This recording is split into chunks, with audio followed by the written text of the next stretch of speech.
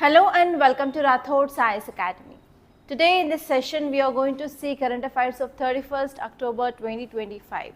Before getting started, let us see the brief introduction regarding the topics of the day. So first topic we are going to see is India gets a waiver on US sanctions against Iran port. So this article is talking about India's waiver from US, and this topic is important from international relations case. And next topic is we are going to have new CJI, right? So we are going to see certain constitutional provisions regarding this CJI. This topic is important from polity from GS paper 2. And next topic is India ready to help Afghanistan with Hydel projects. So this article is talking about India-Afghanistan relations. As you all know that from 2024 ending and especially in this 2025, there are lots of improvements in this India-Afghanistan relations. So it is, for example, we can say that yes, we are going to normalize our ties with Afghanistan, and this is important from GS paper 2 under international relations. And next topic is there is one editorial in our page, editorial page, especially it is talking about tiger conservation. And actually in this September 2025, government came up with certain framework regarding tiger conservation in our country. So here you have to know about what is this tiger conservation project, when it had been started, and till today what are the advancement happened, and what are this 2025 framework is talking about, and how it is going to improve tiger population in India. And this topic is important from GS paper 3 under environment and ecology. And next topic is, in our yesterday's class we discussed that IT, that is information technology, is the major contributor of carbon dioxide emissions.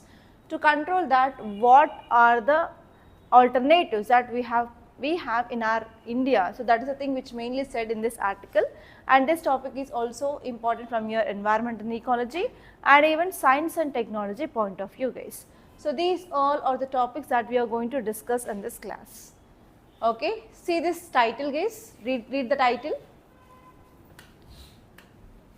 Title says India gets a waiver on US sanctions against Iran port. So the keyword here is India is getting waiver from the sanctions regarding what? Iran port. So to understand this, again we have to understand geopolitics, guys. The keyword here is Iran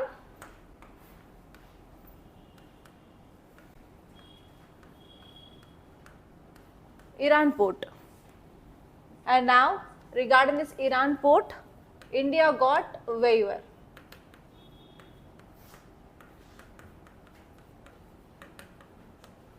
From US sanctions.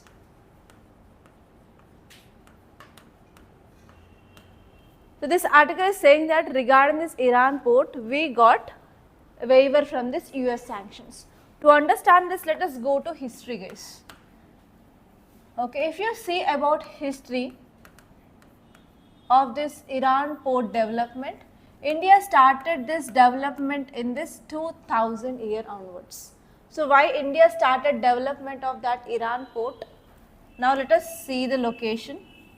So this is India, here we have Pakistan, and here we have Iran, right? So in this Pakistan there is one port called as Gwadar port.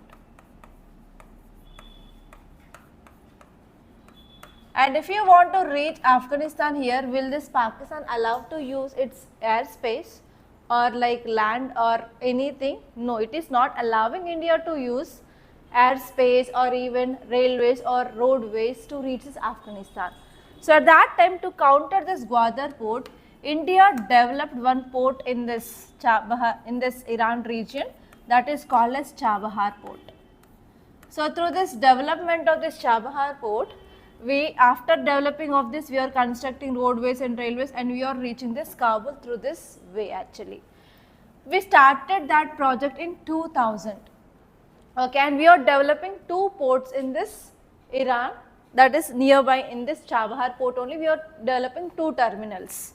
And through this Chabahar port, we want to increase our connectivity with this Middle Asian countries For example, here we have Afghanistan, we have Kyrgyzstan, Tajikistan, Uzbekistan. So those stans we are going to reach by using this Chabahar port. And even India is having one project called as International North-South Transport Corridor, that is INSTC. So to improve our connectivity between this north and as well as south regions also, we can use the Chabahar port. Okay, so for these two reasons, India is developing this Chabahar port. And one more important one is to counter this Pakistan influence also. And actually it is also the part of countering of Chinese expansionist policy in this Indian Ocean region. China came up with this concept called as string of pearls. What is a string of pearls? It is developing different ports in this Indian Ocean region. To counter that also, India is developing certain ports in other countries. So this Chabahar port is mainly countering this Gwadar port, which is part of the string of pearls, guys. Okay, so this is about the brief background. So what happened was, US started imposing of this sanctions on Iran. So at present, if you see in 2025, US came up with this act called as Russian Sanction Act, and it is imposing sanctions on the countries which are doing trade with Iran regarding oil. At that time, India used to get this crude oil from Iran. So because of this, India is having a fear of sanctions of US. At that time, what India did is, by 2015, we made our imports from this Iran to zero.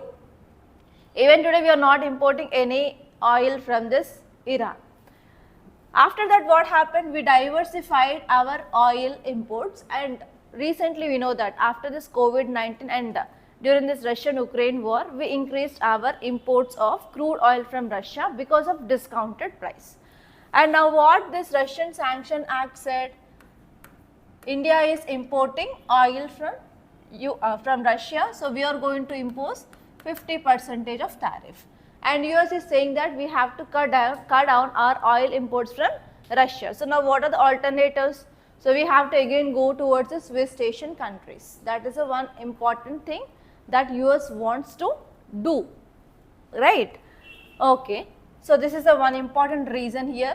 Now if we are importing oil from this Russia, so they are imposing tariffs. Now US is asking India to diversify your oil imports. So now what is the choice here? Again we have to go back to Iran. Yes or no? So because of this reason, now US said that we are going to relieve India from sanctions on this Chabahar port. So that what happened now, we can import oil from this Iran, and also we can go for increased investments in Iran, and even we can continue our international north-south transport corridor, and even it will be very helpful for countering of China. Why? Because India and US common enemy is China. So to counter that, this waiver is given by US now to India. And actually this sanctions of this US had been increased from 2018, guys. So actually what happened is, in 2015, US came up with the sanctions on this Iran, that is called as Iran's Nuclear Deal, or JCPOA, Joint Comprehensive Plan of Action. Actually in 2018 what happened, US came out of this JCPOA. So from that time onwards, there is increased sanctions on India regarding this countries which are doing trade with this Iran. So because of this, we made our import zero, and we are not at all importing any oil from Iran. Again now what happened, because of this Russian Sanction Act of 2025, because of sanctions on India, we can move back to this Iran. So to move back towards Iran, now US is removing sanctions on India regarding this Chabahar port and regarding Iran case. Okay, so this is about some certain brief background that you need to know regarding this US-Iran relations. And this topic is very important from your GS paper 2 under international relations. And you may get mains based question regarding Russian Sanction Act and also Iran's nuclear deal or Joint Comprehensive Plan of Action. Okay, now let us see this article clearly. US granted India a 6 months waiver from sanctions on operations at Iran's Chabahar port. and it is going to be effect from 29th onwards. Already it came into effect recently.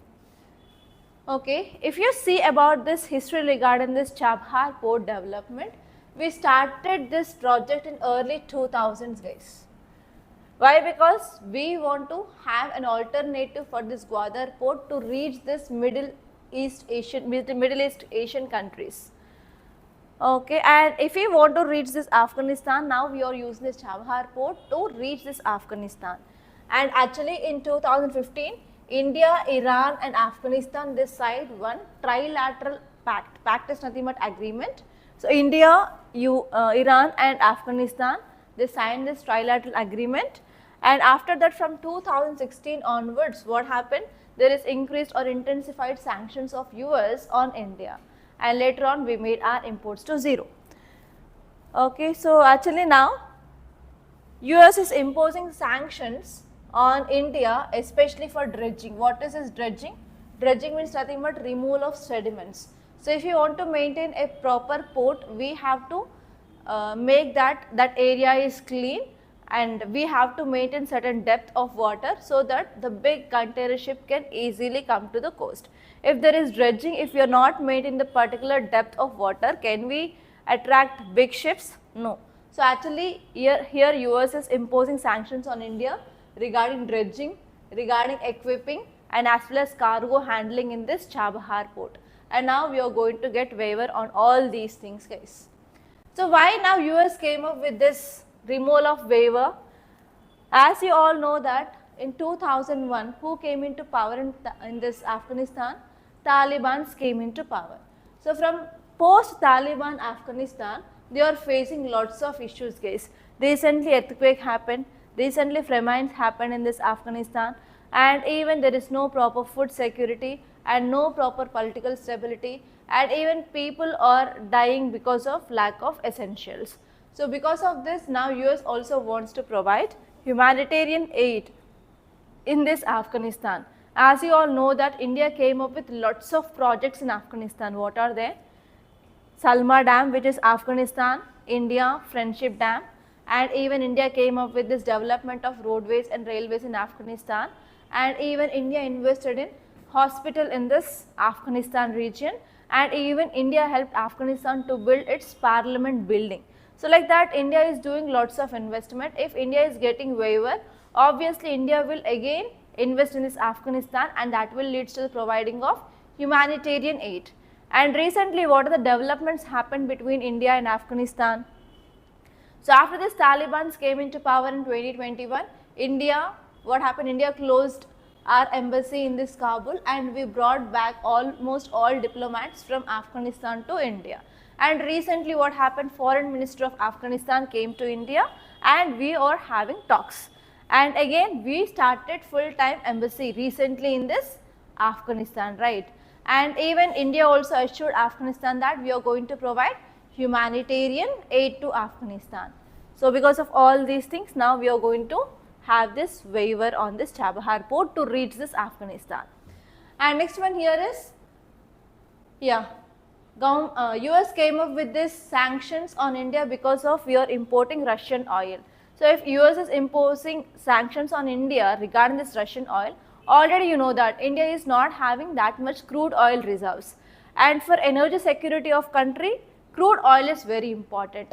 If US is stopping us to get oil from Russia, it has to provide a way, yes or no? So for that they are opening doors from this import of oil from this Iran. This is the second important reason why US came up with this thing. And next one here is economically lots of investment which had been stalled in this INSTC, that is International North-South Transport Corridor. For this also, yes, now US came up with this waiver for India. So what are the impacts now? The first one is we can improve our connectivity, and next one is we can boost our INSTC project, and even we can attract investments, and even we can enhance soft power in this Kabul region by providing humanitarian aid. So these are the things that you have to remember from this article. Okay, now let us see the next article. See the title guys. Justice Suryakant to take over as 53rd Chief Justice of India on November 24th. So here this year in 2026 there is a very huge chance of getting questions regarding CJI guys.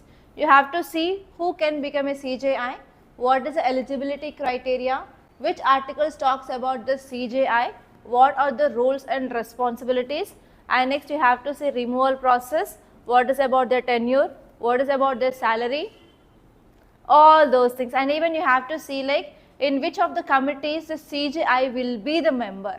So on all these areas we don't know, we can't predict in which area UPSC can ask a question.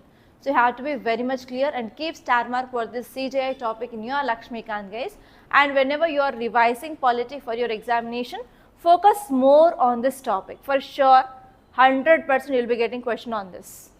And one more important thing regarding this guy is he is a person who is having long tenure this time, that is he is going to retire in February 2026, 27 or 26?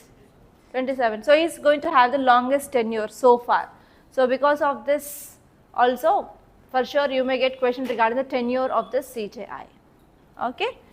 And this topic is very important from your polity guys, and you have to remember he is the 53rd CJI of India. So if you see who can become CJI, what are the eligibility criteria? First and the foremost is he should be citizen of India for sure. And second one is he have served like judge of High Court for at least 5 years or advocate in High Court for 10 years, or else he may be a distinguished jurist. Who will appoint the CJI? What is the process? Especially before ongoing CJI retire, at least before 1 month, that present CJI will be suggesting the name of his judge who is the senior most, and he will give that name to Union Law Minister, and this Law Minister will give that name to Prime Minister, and Prime Minister will advise President to appoint that person, and President will appoint that person as CJI. That is a normal process. Which article talks about that? Article 124 subclass 2 of our Indian Constitution talks about this appointment process of President in India. Okay. Yeah. Next, look at this roles and powers of CJI. What he will do? He is the master of the roster. That means he will allocate the cases to the judges, and he will decide regarding how many judges should sit in a bench, like 3 judge or 4 judge or 5 judge, 7 judge, 9 judge, 11 judge, like that. He will be deciding the composition of benches, who should be sitting in that bench and how many numbers. And next one is he will be acting as head of collegium system. What is this collegium system? It is a system which is involving in the appointment of judges and as well as transfer of these judges. So in that collegium system also he is the head. And next one is he will also acting as an administrative authority regarding his court. For example, who or the staff, related to staff appointments, designing of staffs, and even judicial proceedings, everything will be taken care of this CJI. And he is the first among the equals. Okay, and he does not hold superior judicial power over other judges, but he will be acting as the first among the equals. That means he will be showing the leadership qualities in that Supreme Court guys. So these are the roles and responsibilities of the CJI. And even you have to know like which are the committees in which he is a member, and even you have to see like for whom he will be conducting oath and affirmation. It is also very important. And say this article guys, India ready to help Afghanistan with HIDL projects, says Ministry of External Affairs. So this is also one advancement in India-Afghanistan relations. So this article is talking about India-Afghanistan relations, and this topic is important from GS paper to under international relations. So first of all, you have to open your atlas and you have to see map of Afghanistan, and you have to see which are the countries sharing border with Afghanistan. Actually this was already question asked in UPSC prelims in 2020 2020 only.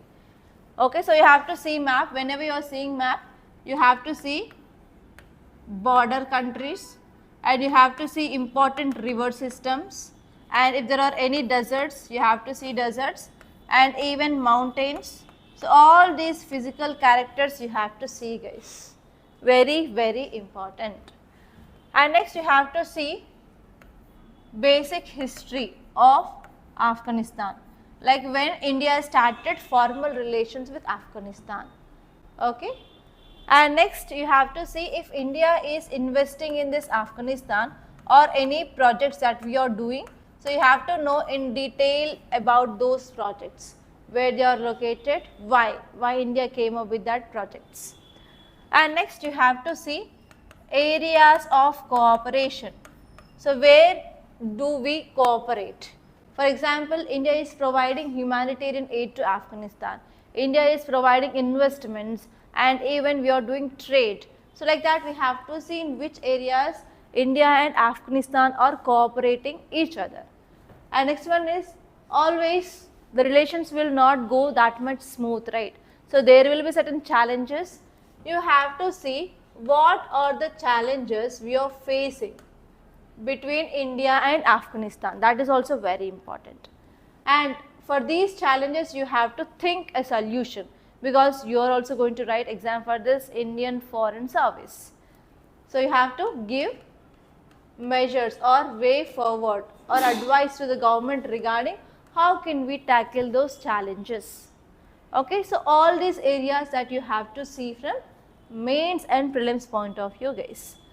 Okay, to understand this present article, again you have to see what is happening in the recent past. Okay. Scenario before 2021 and after 2021 is different regarding India and Afghanistan relations. Before this 2021, Afghanistan had democracy, Afghanistan had government, democratic government. So as you all know that India is also one of the largest democracy in the world. So always Indian foreign policy tilted towards democracy. That means the countries which have democracy, India will be having for sure good relations with that. So before 2021, India used to have very good relations with Afghanistan. And why we are maintaining this good relations with Afghanistan? One important reason is to counter even Pakistan. Okay, to counter even Pakistan, we need the Afghanistan support. So for that reason also, India is having good relations. And in 2021, Taliban came into power. And after Taliban came into power, it is a great threat to Indians who are there in this embassy. At that time, what India did was, India came up with a mission and India evacuated all those officers in this embassy and as well as Indians from this Afghanistan. And from 2024 onwards, we are mediating with Afghanistan, and now in this 2025, we are moving a step ahead to revital our relations with this Afghanistan now. So in 2025, what happened recently? Foreign Minister of Afghanistan came to India. Why does Foreign Minister of Afghanistan came? To revitalize the relations, because already Afghanistan is facing lots of issues. So here Afghanistan, it is in dire need of help from India. So because of this, Afghanistan Foreign Minister, he came to India. And one more thing, what happened was, he is in India only. So Pakistan did airstrikes. So recently we discussed that Pakistan did airstrikes along this Khyber Pakhtunkhwa province to kill this TTP. But instead of TTP people, many civilians they died. We discussed that, no? So that attack happened when this Foreign Minister of Afghanistan is in India. So Pakistan is sensing that if Afghanistan is having good relations, Afghanistan will not help this Pakistan. Afghanistan become against Pakistan. So because of this, they want to stop this kind of relations between India and Afghanistan. So at that time, whenever this Foreign Minister is in India, at that time Pakistan did this air strikes across this border. Okay. And next important one here is, actually this Taliban came into power because of this help of this Pakistanis only on back end. So actually this Pakistan is very much well known for the state sponsored terrorism, right? So this Pakistan supported this Taliban, and the Taliban they came into power. But now these Talibans are moving towards India because of their humanitarian crisis in India. So because of this, Pakistan is not able to digest these things, and Pakistan is retaliating this Afghanistan by attacking this Afghanistan. So there is increased war-like tensions across this Pakistan and Afghanistan now, because the reason here is Taliban is moving towards India. And in that meet, what India assured, we are going to provide humanitarian aid, and India said that whatever the investment projects they are under stall, we are going to again restart that. And even we started full-time embassy in this Kabul after this meet, guys. Okay, now this article is saying that we are also going to help Afghanistan in hydel projects. So what are these hydel projects or hydropower projects? If there are any rivers that are moving in that region, we are going to construct dams and we are going to generate hydroelectricity.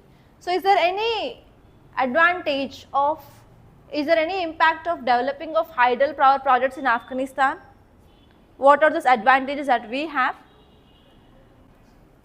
We are going to invest in this Afghanistan. So if you are going to invest in this Afghanistan, Afghanistan will get money so that it can help, we can help this Afghanistan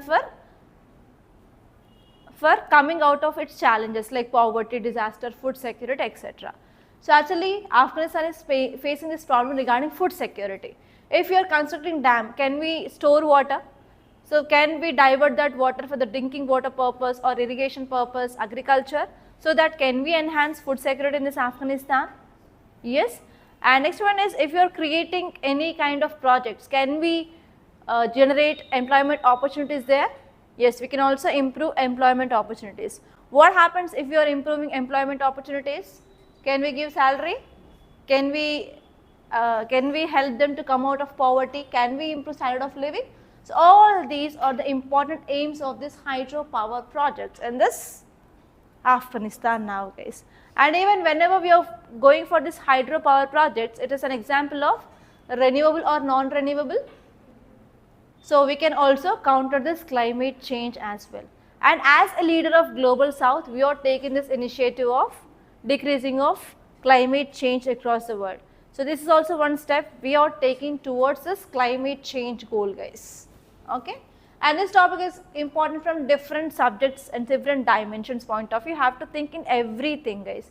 So we are going to increase now trade, we are going to fight against climate change, we are going to improve our relations, we are going to provide humanitarian aid in these disaster hit areas. So all these things that we have to think about. Okay, now let us see the context. India's Ministry of External Affairs announced that New Delhi is ready to support this Taliban's governed Afghanistan in developing hydroelectric projects. And he said that we are going to build a history of cooperation in water management. Please make a note of this.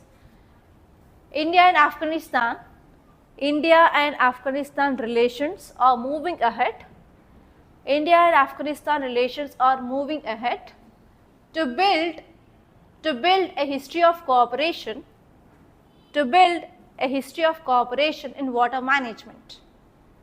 To build a history of cooperation in water management. If you are getting this kind of statements which is given by our government delegates, you can use directly in your introduction and conclusion, guys. That will add value for your answer. If you see the details here, India is going to involve in Afghanistan infrastructure date back to early 2000s, and from 2001 onwards we invested around $3 billion in this Afghanistan, guys. And the key projects are, first one already you know, 42 megawatts of Salma Dam, it is called as India-Afghanistan Friendship Dam, it is located in Herat region, and also it helped for irrigation of around 75,000 hectares of land.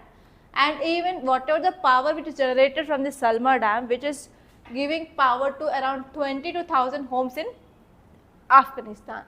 And not only that, we came up with 218 kilometers highway, that is from Zaran to Dalaram, and even we are providing power lines from Afghanistan to Kabul, and we also came up with certain initiatives like Shatut Dam near Kabul, and even we developed a hospital and as well as parliament building of Afghanistan. So in all these areas India invested from 2001 onwards.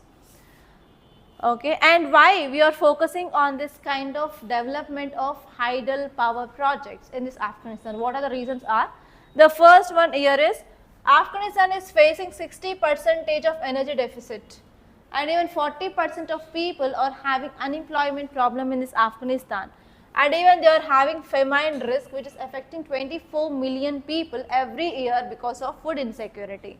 So if you are constructing this kind of dams, so this is the one solution for all these problems.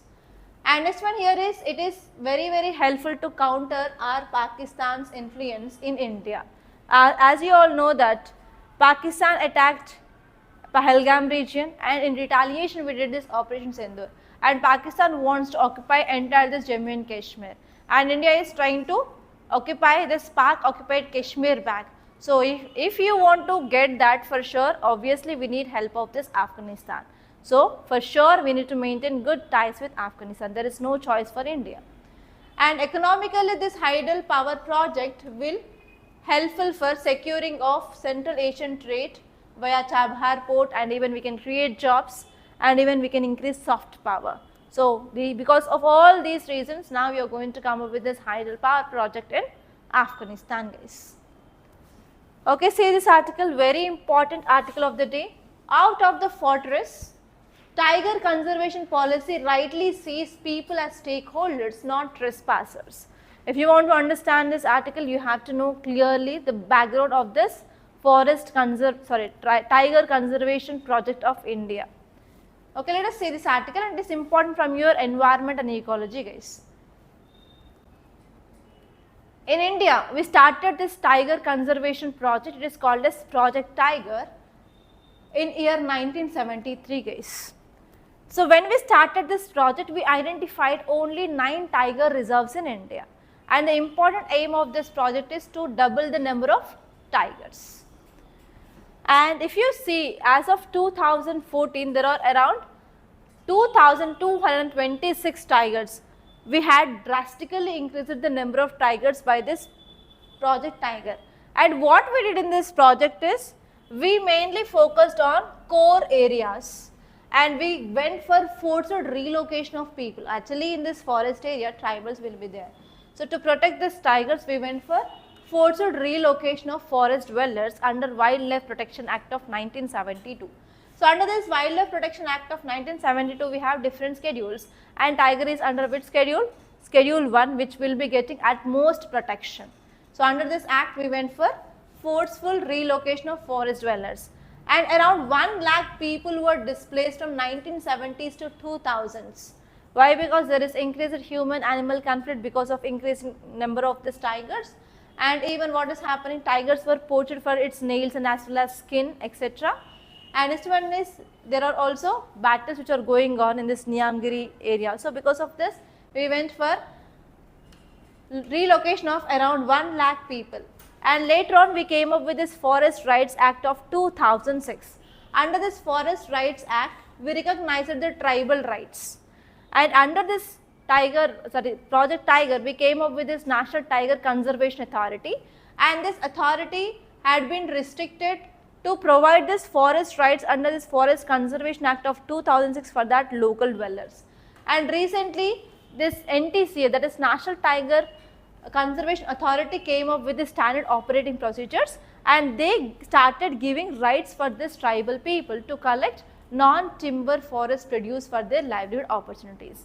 And in the month of September 2025, our government came up with a new policy, that is Human-Wildlife Coexistence Framework. So it is saying that if you want to conserve any animals, we have to empower even local communities. So then only local communities will be involving in this conservation process. So for that, we came up with this Human-Wildlife Coexistence Framework. And according to this framework, now it mandates village tiger conservation committees, especially in this 55, as of 2025, we have 55 tiger reserves. All in this 55 tiger reserves, we have to go for local decision making. That means local people have to be involved in the decision making on this conservation of these tigers. That is the one important change they made in this 2025 framework. Now we are also taking into consideration local community to decide what steps that we can take to conserve these animals. And second one here is, recently in Uttarakhand, in 12 villages inside the buffer, they got around 2.5 crores of amount as a fund under this National Tiger Conservation Project. And they are focusing on homestays, guiding and reducing poaching. So here why we are focusing on this framework, because recently one case study says that whenever we are involving this local people in this conservation project, they will help in conservation, then only that conservation project will become success.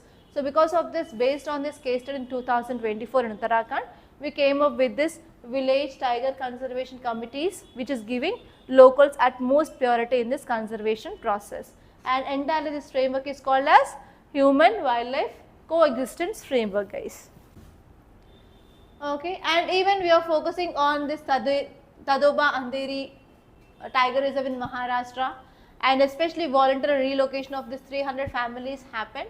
And not only this, even in the different countries they are coming up with different case studies which are saying that whenever we are involving this local communities, that project will become success. So based on this, in 2025 we came up with this framework, guys. And what are the impacts? So we are going to improve tiger population. Obviously we are going to provide proper relocation and rehabilitation for these people, so that we can ensure livelihood also.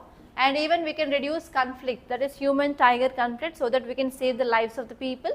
And as well as India can showcase its model as a global model for the global leadership regarding this transboundary peace parks also. So this article, guys, in yesterday's class we discussed that information technology is one of the key contributor for carbon dioxide emissions. That means we have to take certain steps to control this carbon dioxide emissions. So what are the solutions we have? So this article is saying that the demand for data centers in India is being driven by the need for data storage given by government's Digital India and data localization policies. So as you all know that we are focusing on data localization. So what is this data localization? For example, if you are doing work in any MNC company, or if you are ordering anything on your apps, on your different online apps, for example, if you want to order any burger or any pizza or anything from this McD or KFC like that, you have to give your data, right?